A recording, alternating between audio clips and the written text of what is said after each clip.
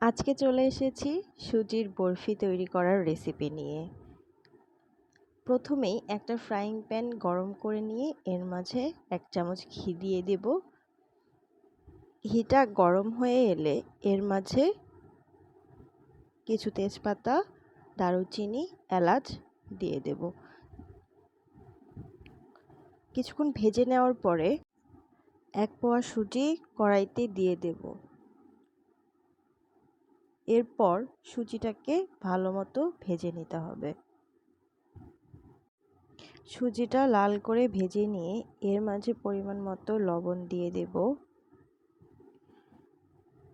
দিয়ে দেব 4-5 চামচ গুঁড়ো দুধ। চিনি দিয়ে দেব 1/2 কাপ পরিমাণ। এরপরে এগুলোকে আবার একসাথে নাড়তে থাকবো। দুধ দিয়ে দেব 1/2 কাপের একটু বেশি।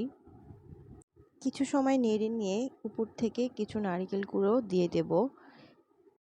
সবগুলো উপকরণ দেয়া হয়ে গেলে শুকনো করে ভেজে নিতে হবে।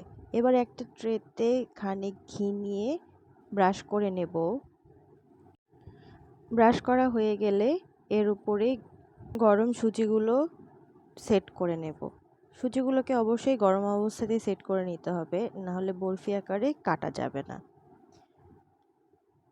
সুন্দর করে সেট করে নিয়ে কেটে নিয়ে উপর থেকে বাদাম আর কিশমিশ দিয়ে পরিবেশন করে নেব। তৈরি হয়ে গেল আমাদের সুজির বরফি।